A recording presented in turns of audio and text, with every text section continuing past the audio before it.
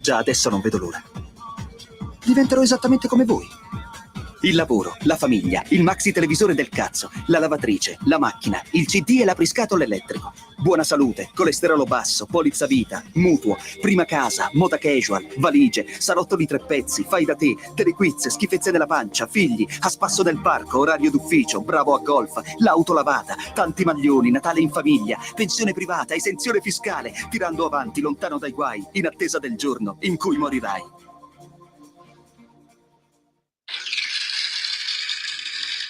E facciamo anche oggi l'applauso.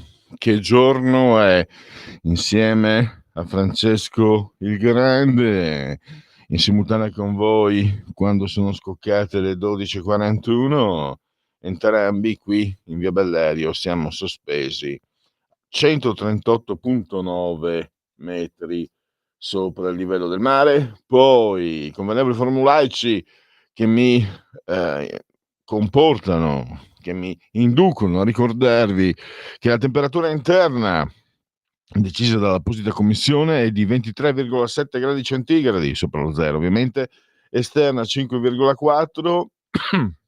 Sentirete la tosse perché c'è il microfono che non si può regolare nella mia postazione e sorella tosse è tornata a farmi compagnia e lì sì, io preferisco essere figlio unico, sono figlio unico, ma sorella tosse, vabbè.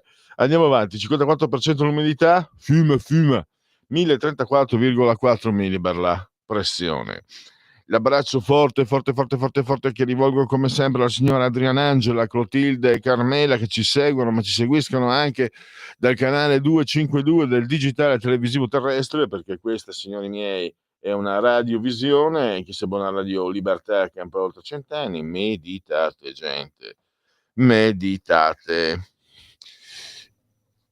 C'è anche la Radio DAB, c'è il sito radiolibertà.net, c'è il profilo Facebook per orientarvi attraverso le nostre trasmissioni e potete leggere ogni giorno, donne e uomini di buona volontà, la sinossi che io metto a disposizione in modo gratuito e generoso e spontaneo, è tutta vostra, la sinossi delle interviste che poi ascolterete durante il oltre la pagina.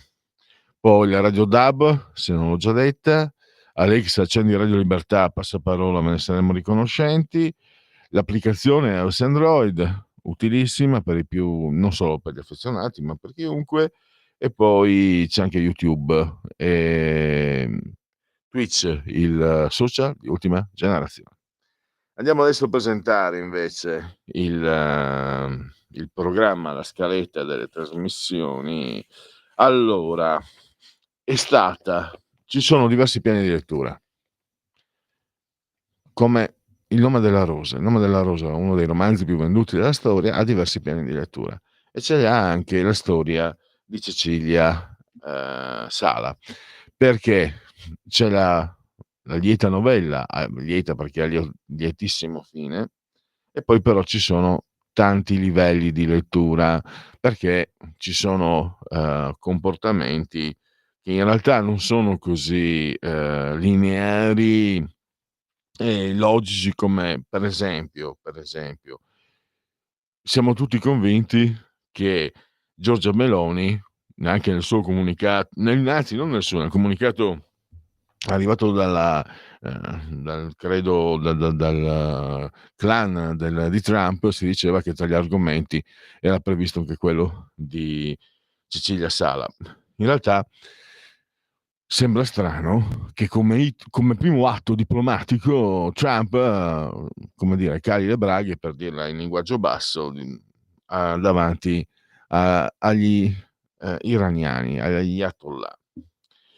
E quindi si può supporre che ci sia un gioco a scacchi tra servizi segreti e tanti altri vari poteri, perché tu se tiendi con i francesi, intanto quello che è successo a Bedini, il ping pong tra Nordio e la Corte d'Appello di Brescia, tocca a te decidere se liberarlo, no, tocca a te, no, tocca a te. Alla fine è stato rilasciato, non è stato consegnato agli Stati Uniti. Poi quello che è successo invece un anno fa, quando il figlio di un governatore di una regione russa, un magnate, un amico di Putin, venne arrestato, e poi Artem Alexandrovich Us, figlio di un oligarca, che poi è evaso un poco più di un anno fa. Anche lì qualcuno ha chiamato in causa i servizi segreti italiani: come fai a farti scappare un pezzo grosso del genere?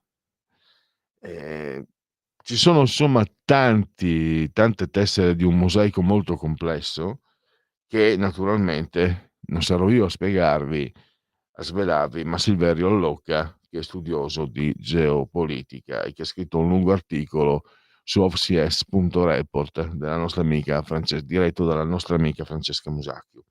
Quindi è una storia molto, sembra vagamente, si respira un po' il clima della talpa. Non ho letto il romanzo, ho visto il film che diede la prima candidatura all'Oscar a Gary Oldman, e quindi proprio molti riferimenti anche sfumati che devono essere spiegati. E beh, con la differenza che quello è un romanzo, qui si parla invece di un contesto internazionale nel quale, non dimentichiamoci, l'Italia è quella che ha perso la seconda guerra mondiale, perché vorremmo tutti alzare la cresta, ma 2 volte ha perso l'Italia: l'8 settembre del '43 e il 25 aprile del '45. C'è, rivela Allocca, un neologismo anglo italiano, "to badogliate", da Badoglio, che significa tradire. Poi c'è la famosissima frase: "Ma non capisco, fino al 25 aprile 1945 in Italia c'erano 40 milioni di fascisti. Dopo il 25 aprile ci sono 40 milioni di antifascisti, eppure non mi risulta che l'Italia abbia 80 milioni di abitanti". Quindi quando si fanno certe conclusioni sono anch'io tentato, no, perché sono nato comunque lontano da quegli anni, ma la storia c'è, è lì, non è che non sia successo niente, e questo non bisogna mai dimenticarlo. Poi tratteremo invece lo stato di salute dell'editoria. I dati rivelati dall'AIE, Associazione Italiana Editori, sono confortanti. 3 miliardi e mezzo spesi dai lettori, 112 milioni di copie, 10 milioni di download, gli ebook.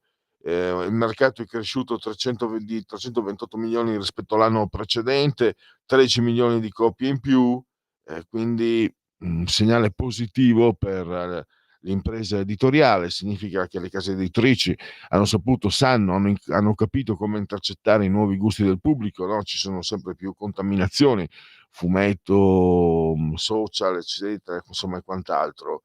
Quindi il dato è positivo, però al tempo stesso bisogna fare i conti con quello che ci dice la realtà. La realtà ci dice che gli italiani leggono comunque poco, che l'analfabetismo funzionale di ritorno è sempre più vasto, ne abbiamo parlato anche nei giorni scorsi, e anche se il mercato è migliorato anche rispetto al triennio 2011-2014, e anche se il cartaceo comunque non so se questo io lo prendo come buon segno, in realtà no, è solo a chi è affezionato alla carta, che sai, io devo dire che ho gradimento sia per la carta che anche per l'elettronico. Comunque 87% ancora il cartaceo rappresenta del mercato.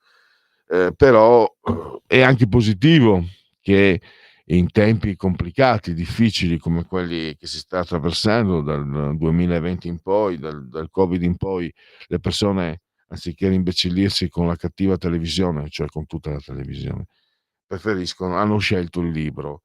Però ci sono appunto dati negativi che arrivano non tanto dall'editoria in sé, che comunque è la decima in Europa, quindi non è messa bene, quanto appunto dei dati sociali di cui prima, l'abbandono scolastico, pochi completano il percorso col titolo di laurea, molti abbandonano addirittura le medie secondarie, i licei, insomma, le scuole superiori, il diploma.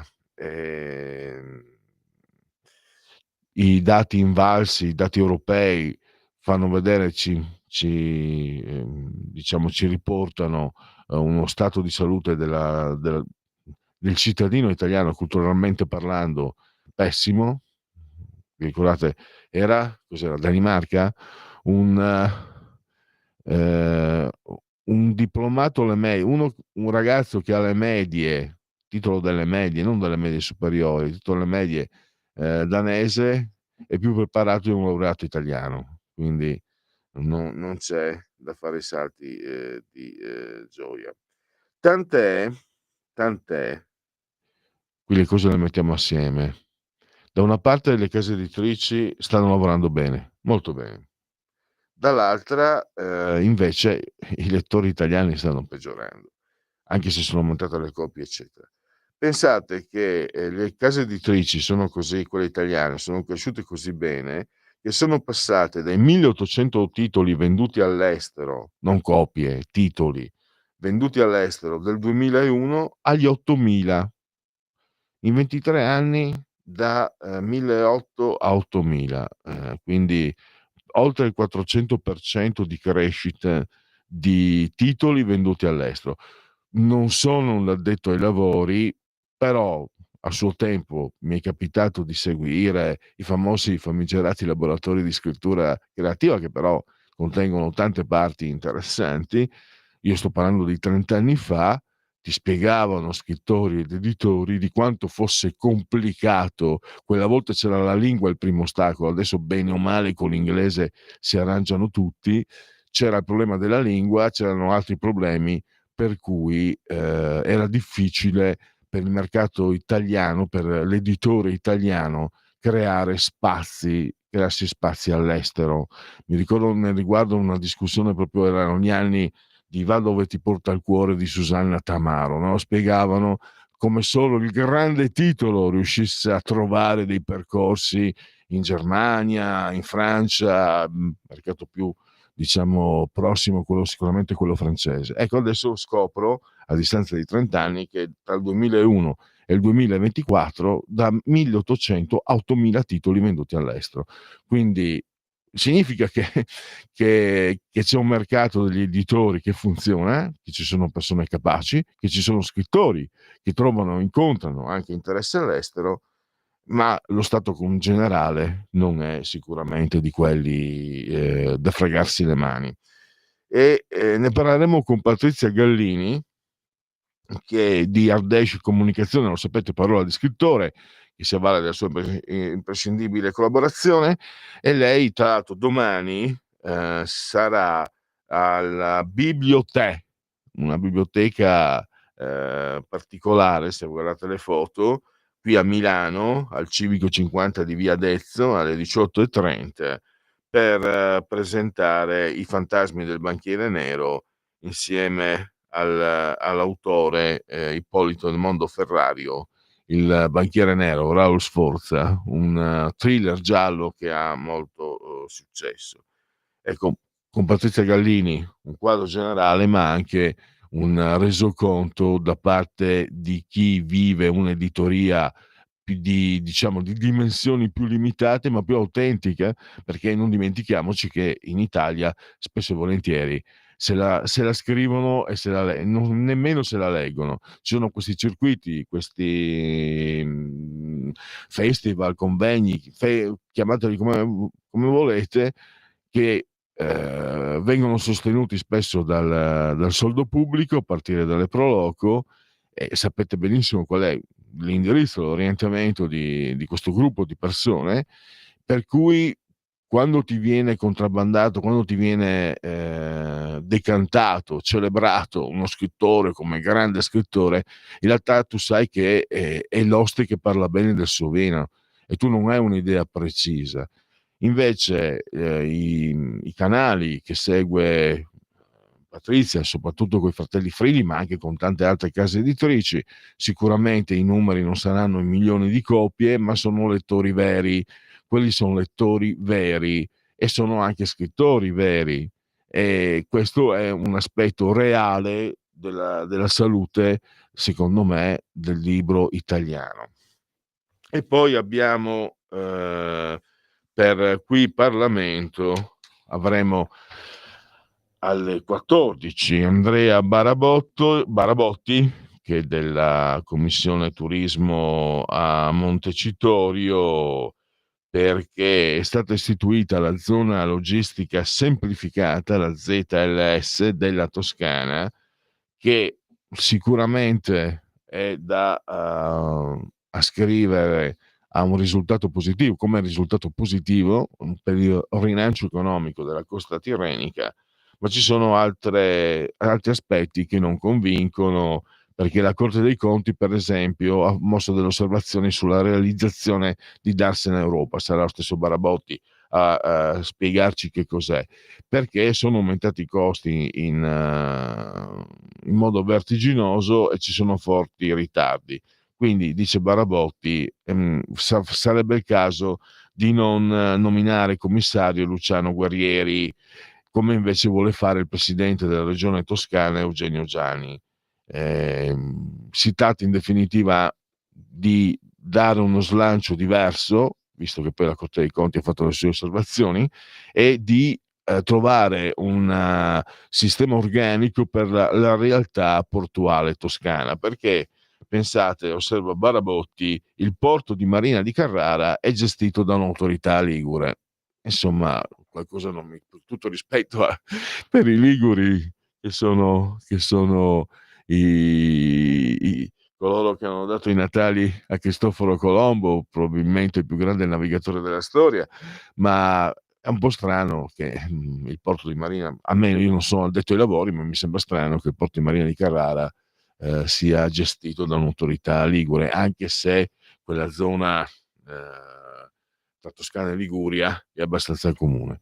Allora, direi che adesso possiamo andare verso il primo intervallo. Allora, devo comunicare, perché ancora non non l'ho fatto, una offerta musicale. La musica per voi, che giorno è? E direi che sai cosa mettiamo? Mettiamo un bel brano Sprint, che James Brown, Living in America, perché oggi è il genetriaco di Carl Weathers, recentemente scomparso, che era Apollo Creed, che appare nel primo e poi appare anche, non so se non mi ricordo più se nel terzo o nel quarto Rocky, perché non li ho visti, ho visto solo il primo io. Quando affronta Ivan Drago, ti spiezzo in due, e poi mi sembra che Apollo Creed, si può fare spoiler perché è un film di 40 anni fa, muore nel film. È lo spettacolo che richiama moltissimo al Rumble in the Jungle tra Foreman e Cassius Clay nello Zaire nel 1974, quando proprio James Brown fu tra coloro che parteciparono a un concerto epocale. C'era Miriam Makeba, c'era di tutto di più. Se vi procurate il lungometraggio che ha vinto anche l'Oscar, Quando eravamo re, vedrete. E diciamo nel film chiaramente c'è una citazione di questo genere e c'è Carl Weathers insieme a James Brown. Allora, sono le 13, quindi insolitamente puntuale. Vai con la musica, maestro. Stai ascoltando Radio Libertà, la tua voce libera, senza filtri né censure, la tua radio.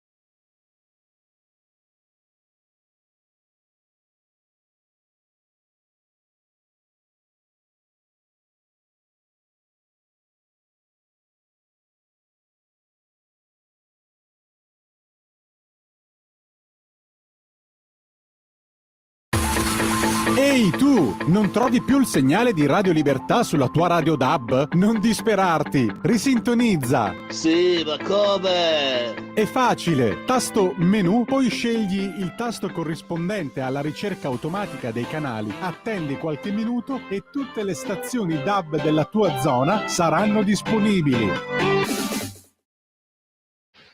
Di nuovo, sempre. Non di nuovo, sempre in diretta con Radio Libertà. Che giorno è? Perché adesso è arrivato il momento dei genetriaci ricorrenze, commemorazioni vere e proprie del 25° giorno di nevoso, mese del calendario repubblicano, e per tutti un martis 14 di gennaio, anno domini 2025, che dir si voglia. Nel 1966 David Bowie pubblica il suo primo singolo, mentre nel 1976 esce il primo numero del quotidiano La Repubblica, il partito della Repubblica, Eugenio Scalfari. Abbiamo come primo genetriaco Berthe Morisot, che è stata anche modella per Manet, ma è stata anche un'importante pittrice impressionista. I veri pittori capiscono con un pennello in mano. Albert Schweitzer, che vinse il Nobel per la pace nel 1952. Ci sono due modi per sfuggire alle miserie della vita: la musica e i gatti. Più saggio di così. Poi abbiamo il romanziere statunitense John Dos Passos, molto citato il suo Manhattan Transfer, che io però non ho letto. Comunque ha detto Dos Passos. La cattiveria... Ah no, scusate, lo ha detto Giulio Andreotti. Lo ha detto: la cattiveria dei buoni è pericolosissima. Il potere logora chi non ce l'ha. Giulio Andreotti, che non ha bisogno di presentazioni. E siccome è il genetriaco di Faye Dunaway, bellissima attrice statunitense, vi faccio sentire, visto che ho citato il potere citato da Andreotti, qualcuno si ricorderà, faceva parte degli inserti di Mai più senza, dal Quinto Potere. Leggiamo, vi faccio sentire. Allora, Andrea, facciamo partire il primo. Tutti quanti sanno che vanno male. Abbiamo una crisi. Molti non hanno un lavoro e chi ce l'ha vive con la paura di perderlo. Il potere d'acquisto del dollaro è zero. Le banche stanno fallendo, i negozianti hanno il fucile nascosto sotto il banco, i teppisti scorazzano per le strade e non c'è nessuno che sappia cosa fare e non se ne vede la fine. Sappiamo che l'aria ormai è irrespirabile e che il nostro cibo è immangiabile. Stiamo seduti a guardare la TV mentre il nostro telecronista locale ci dice che oggi ci sono stati 15 omicidi e 63 reati di violenza, come se tutto questo fosse normale. Sappiamo che le cose vanno male, più che male. È la follia. È come se tutto dovunque fosse impazzito, così che noi non usciamo più. Ce ne stiamo in casa e lentamente il mondo in cui viviamo diventa più piccolo e diciamo soltanto: almeno lasciateci tranquilli nei nostri salotti, per piacere. Lasciatemi il mio tostapane, la mia TV, la mia vecchia bicicletta e io non dirò niente, ma lasciatemi tranquillo. Beh, io non vi lascerò tranquilli. Io voglio che voi vi incazziate. Non voglio che protestiate, non voglio che vi ribelliate, non voglio che scriviate al vostro senatore perché non saprei cosa dirvi di scrivere. Io non so cosa fare per combattere la crisi e l'inflazione, i russi e la violenza per le strade. Io so soltanto che prima dovete incazzarvi, dovete dire: sono un essere umano, porca puttana, la mia vita ha un valore.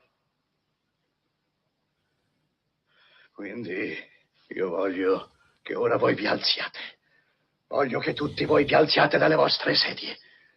Voglio che vi alziate proprio adesso. E andiate alla finestra e l'apriate e vi affacciate tutti ed urliate: sono incazzato nero e tutto questo non lo accetterò più. Voglio che vi alziate in questo istante. Poi resta su di lui. Seguitelo con la telecamera. Apritele, mettete fuori la testa e urlate: sono incazzato nero e tutto questo non lo accetterò più. Le cose devono cambiare. È trasmesso in diretta da quante stazioni? 67, comprese Louisville e Atlanta. questo non lo accetterò più. Allora penseremo cosa fare per combattere la crisi e l'inflazione e la crisi energetica. Ma Cristo, alzatevi dalle vostre sedie, andate alla finestra, mettete fuori la testa e ditelo, gridatelo. Sono incazzato nero e tutto questo non lo accetterò più. Con chi stai parlando, Herb? Con la WCG, Atlanta. Stanno gridando ad Atlanta, Herb. Stanno gridando ad Atlanta, Ted. Ma prima vi dovete incazzare. Dovete dire, sono incazzato nero e tutto questo non lo accetterò più. Stanno gridando a Baton Rouge. Alzatevi, alzatevi, alzatevi. Porca puttana! Abbiamo fatto centro! Dammi qua. Andate tutti alla finestra, apritele, mettete fuori la testa e cominciate ad urlare, urlate. Sono incazzato nero e tutto questo non lo accetterò più. Non serve di altre cose dalle vostre sedie. In questa istante andate. Dove vai? Voglio vedere se qualcuno sta urlando. Finestra, apritela e mettete fuori la testa e urlate, continuate ad urlare. Sono incazzato nero e tutto questo non lo accetterò. Il paradiso degli eroi, signor Sono Bill. incazzato La prego, ci nero! E tutto questo non lo accetterò più! Sono incazzato nero e tutto questo non lo accetterò più! Sono incazzato nero e tutto questo non lo accetterò più! E tutto questo non lo accetterò più!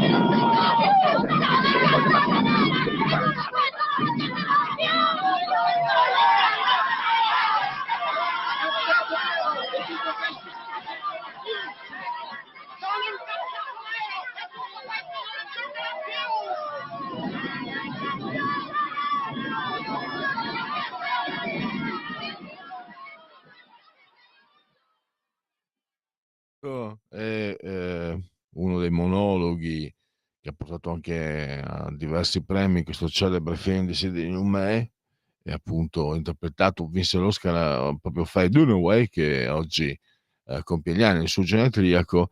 E ce n'è un altro che voglio farvi sentire, è un po' di anni che non lo sento, e anche questo è davvero significativo. Il film, se non ricordo male, è del 1975, quindi al cinema questi discorsi li si poteva sentire 50 anni fa. Prego, si secca.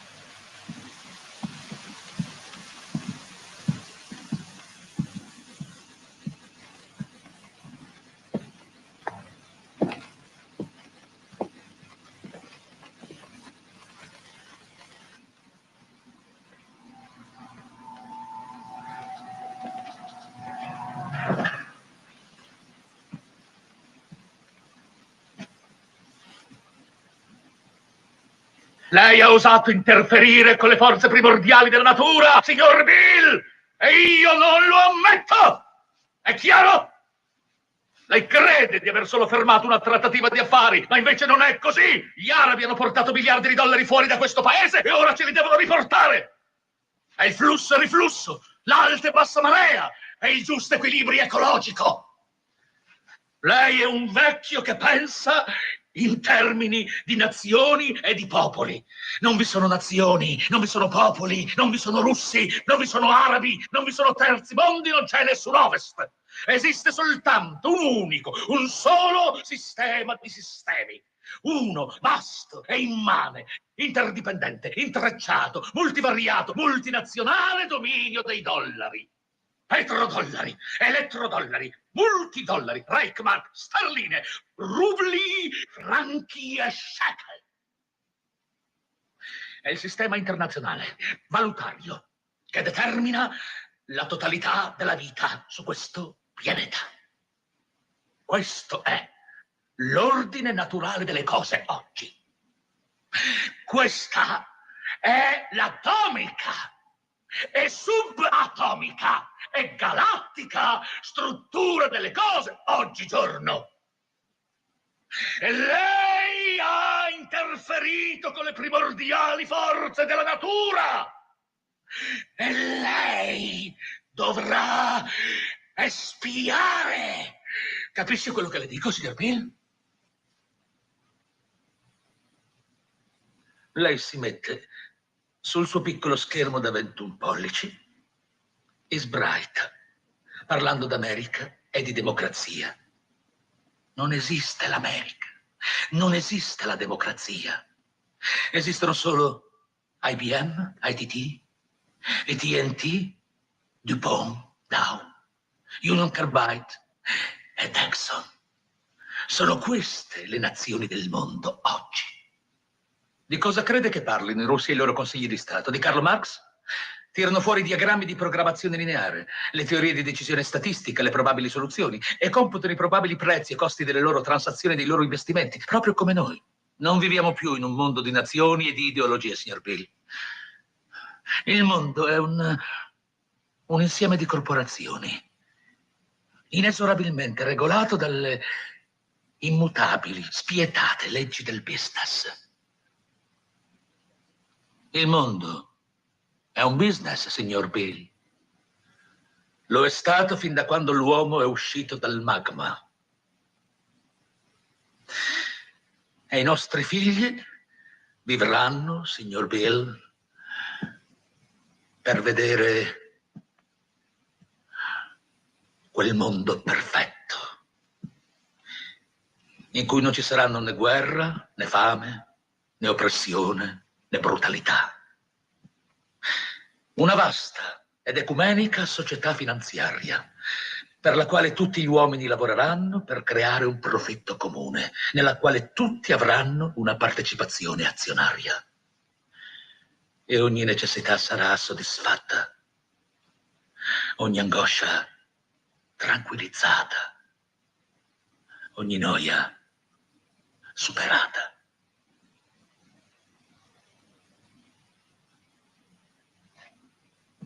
E io ho scelto lei, signor Bill, per predicare questo Vangelo. Perché io? Perché lei parla alla televisione, Shock. 60 milioni di persone l'ascoltano ogni sera della settimana, dal lunedì al venerdì. Io ho visto il volto di Dio. Potrebbe anche essere vero, signor Bill. Allora, eccoci. Dunque, questo monologo valse a Ned Beatty la candidatura all'Oscar come attore non protagonista, Oscar che non vinse, ma è la parte più breve che sia mai stata recitata ad aver guadagnato una candidatura. Quindi abbiamo delle misure anche in questo senso di ciò che rappresenta questo film. Allora, linee aperte 02 92 94 7222 e poi anche naturalmente il servizio WhatsApp 340 670 9659. Non è finita comunque con i genetriaci, perché eravamo arrivati a Giulio Andreotti, Antonio Maspes, che è stato 7 volte campione del mondo, un brianzolo, Antonio, un pistard. Non ha vinto, credo non abbia vinto, ha vinto solo un bronzo olimpico. È stato in quegli anni, era lui a un 32, quindi fino agli anni 60 era irraggiungibile. Credo non abbia vinto più medaglie olimpiche, perché i ciclisti che partecipavano alle corse al coperto, i cosiddetti pistard, erano professionisti e quindi lui non poteva partecipare, perché fino agli anni 80 circa c'era questa specie di ipocrisia. Le Olimpiadi potevano essere giocate solo da atleti non professionisti. Poi abbiamo il 13 novembre del 2017, io ho goduto e non sono stato il solo, per sempre, per via anche di quella vieta retorica, e lui no, nonostante abbia più volte detto di allenare per libidine. Sto parlando di Giampiero Ventura, allenatore di calcio, che il 13 novembre 2017 passa in casa con la Svezia. L'Italia, dopo tempi infiniti, non partecipò più al mondiale e continua. Poi abbiamo un regista interessante, Turista per caso, è un gran bel film, con interpreti eccellenti, William Hart, Gina Davis, che vinse l'Oscar se non ricordo male, Lawrence Kasdan, che poi ha scritto diretto anche Ti amerò fino ad ammazzarti. Lui però mi sembra che non abbia vinto Oscar. Ha avuto 3 nomination, un Oscar l'ha vinto invece Steven Soderbergh. Quando tutto va bene è difficile capirne il motivo, ma quando ci sono dei problemi ne conosciamo benissimo la ragione. E poi ha detto: io in una donna noto subito gli occhi, specie se ha le tette grosse. L'ho detto, no, non l'ho detto che Cozzalone, l'ho detto Leo Ortolani, che è autore di una striscia di un fumetto che ha un certo richiamo, Ratman è un fumetto comico piuttosto divertente, se devo essere sincero, abbastanza originale. Sì, c'è una telefonata, perfetto. E allora diamo la parola a chi ce l'ha. Pronto? Sì, sono io sempre, signor Pellegrini, buongiorno Lisetta. Buongiorno. Oggi volevo parlarle di macchine, perché la Germania ha detto, signor Pellegrini, che per salvare l'industria ha bisogno dell'Europa. E allora, settori, secondo me, dove la Cina, ma anche gli Stati Uniti primeggiano, non so che ne dice lei, la ThyssenKrupp è sull'orlo del fallimento e solo, signor Pellegrini, diversi capitali delle casse pubbliche ha impedito al gigante, io dico che è un gigante, della acciaieria di portare i libri in tribunale. E poi mi sembra che il governo del socialdemocratico Scholz rimane pur sempre legato, mi sembra, alla conservazione del primato nazionale. Se ai tedeschi è concesso di usufruire di vantaggi comunitari che poi vanno ad aggiungersi a quelli nazionali, è chiaro, signor Pellegrini, che si crea uno svantaggio competitivo, secondo me, con gli altri membri che di questa floridezza, chiamiamola floridezza finanziaria, non godono. Il punto cruciale, termino, è che anche il prudente nazionalista Scholz va alla canossa, chiamiamo così, di Bruxelles e ammette una verità: la Germania non basta a se stessa, secondo me. Arrivederci, grazie a lei. Grazie signora Lisetta. C'è anche quando diciamo con ospiti addetti ai lavori di economia cerchiamo anche di seguire quello che succede in Germania, che poi è determinante per la Lombardia e quindi per tutta Italia. La debolezza di Germania e Francia è un po' quello che emerge, no, in questi ultimi 2-3 anni. E Scholz, francamente, non è riuscito a cavare un ragno dal buco. E diciamo che queste osservazioni sono diciamo molto inerenti a una tematica molto importante come quello del futuro della Germania, anche perché poi ci sono squilibri, no, che si portano appresso, perché Germania e Francia con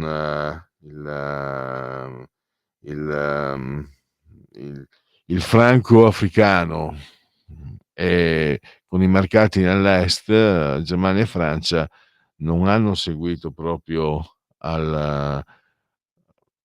come si deve le regole sulla concorrenza tra vari paesi europei. Diciamo che se ne sono, il France-Afrique, se ne sono un po' approfittate e adesso forse pagano anche questo squilibrio che si era verificato in passato. Allora, sono le 13:23 e non mandiamo un intervallo musicale, perché andiamo invece direttamente a leggere i rilevamenti demoscopici, i sondaggetti, perché poi alle 13:30 oggi è anche il genetliaco di Mishima e quindi vi farò sentire un brano dei SSSR CCCP, Lode Mishima e adesso mi è sfuggito il nome, comunque Giovanni Lindo Ferretti che canta Lode Mishima e ha un altro che adesso ho un lapsus, però lo mandiamo alle 13:30. Adesso leggiamo un po' di sondaggetti, di rilevamenti demoscopici, per essere più precisi. Allora, questo istituto Piepoli, realizzato, acquisito da Rai News 24, cosa a sinistra, se posso dire. Allora, chi sarà il personaggio più determinante del 2025? 51% Trump, 18% Musk, 8% Giorgia Meloni, Putin 6%, Zelensky 4%, Netanyahu 2%. Poi, quanto proverebbe l'eventuale accordo tra il governo e Elon Musk? Si parla di Starlink. Molto 12, abbastanza 28, poco 22, per nulla 27. Quindi abbiamo 40 favorevoli contro 49 invece sfavorevoli. 11 non ha opinione. La coalizione, quanto proverebbe l'eventuale accordo tra il governo e Elon Musk? Beh, questo non c'entra, si va per coalizioni e questo chiudiamo. Se siamo in condivisione togliamolo. Perfetto. C'è un'altra telefonata? Allora prendiamo gli interventi degli ascoltatori. Pronto? Pierluigi, Sì. buon anno e buon lavoro a te, caro. Sono Mimmo da Napoli. Ah, grazie. Ciao, grazie. Pierluigi, io so che tu, diciamo, politicamente c'è la schiena dritta e dai delle risposte secche che molto spesso mi convincono. Ma dimmi un paese come il nostro, dove non puoi, perché ci lamentiamo che la metà della popolazione è oltre e non va a votare, ma se i partiti mi dicono a chi devo votare, mi impongono le persone e io non lo posso scegliere. Se da 30 anni, dal 94, adesso fa 31, c'ho i giornalisti dei picciotti e televisioni che spostano qualcosa come 4-5 milioni di voti solo perché sono dei semplici picciotti della banda Berlusconi, io mi devi dire che democrazia è la nostra, visto che ho sentito con molta attenzione il ragionamento che faceva prima, dove ha detto 60 milioni di italiani davanti al televisore. Quel Rete 4 da sola sposta 5 milioni di votanti perché la banda Capezzone sposta proprio il modo di pensare degli italiani. Ma mi spieghi che democrazia è la nostra? Che parliamo tanto di democrazia e la gente scappa dal votare. Ma scappa dal votare perché non crede in questo tipo di modo che Berlusconi nel 94 si inventò questa formula magica: io vi controllo il cervello e poi fate quello che dico io, e rubano tutti e quindi ci ha messo. Però io vorrei da te un segnale che hai sempre dato, di dire che democrazia io ho e perché la metà della popolazione non va a votare. È il ragionamento che faccio io, è valido o non ha proprio significato? Ti ringrazio come sempre e ti rinnovo gli auguri. Grazie Mimmo. Grazie. Sul 50%, grazie, il 50% delle astensioni ha motivazioni molto complesse. Io ti dico, Mimmo, allora, io, che fosse il 1995, sono andato a votare contro la pubblicità nei film di Berlusconi, va bene? Perché non trovavo giusto che ci fosse una concentrazione, quindi non parli con chi può essere, anche se sto parlando di 30 anni fa, poi si cambia, no? Però bisogna anche essere precisi nelle cifre. Allora, i 60 milioni faceva parte di un film statunitense, no? Non ci sono, nessuno ha 60 milioni. Le vie di comunicazione sono cambiate e se vai a vedere i dati di ascolto, le trasmissioni di Rete 4 che sono seguite, sono tra le più seguite, ma hanno 1,5 milioni, 2 milioni. No? Le Iene, che sembrava essere, un giorno vado a vedere, anni fa vado a vedere gli ascolti, 1 milione, 1,2 milioni, insomma. Quindi il potere di influenza. Poi Mimmo, pensa un attimo, se Rete 4 avesse tutto questo potere di influenza, Forza Italia non avrebbe meno della Lega avuto, ha sorpassato la Lega, ha avuto il 10% alle europee, la Lega il 9%, però adesso è di nuovo sotto. Quindi se ci fosse tutto questo, è chiaro che la TV influenza, però le dimensioni non sono esattamente queste. Però adesso io purtroppo non ho altro tempo, sarebbe un bel discorso, ci si può affrontare un pomeriggio di discussione, una notte di discussioni. Fratelli d'Italia 29,8, PD 23,3, Forza Italia 11,5, 5 Stelle 10,4, Lega 8,8 e Verdi e Sinistra 6,1. Chiudiamo perché siamo alle 13:30 e ho ancora alcuni altri sondaggetti da darvi. Allora, questo è la Polis, acquistato da Repubblica. Abbiamo magistratura, in Italia si discute sulla magistratura politica. Dunque è d'accordo con 54%, la parte della magistratura è politicizzata, 43% invece la considera indipendente. E poi quando vi chiamiamo al referendum sparite tutti. Dove siete 54%? Togliamo condivisione se c'è. Dove siete 54%? Quando siamo qua a fare non so gli salti mortali per il referendum. Questo invece è MG, committente Rai, e abbiamo la liberazione di Cecilia Sala potrebbe incidere sul gradimento della Premier Meloni anche oltre il suo tradizionale bacino elettorale? Sì, 50, no 33. Lupus in favola, perché fra 4 minuti proprio di questo parliamo con Silverio Allocca. Adesso andiamo all'intervallo con gli SSR, morire.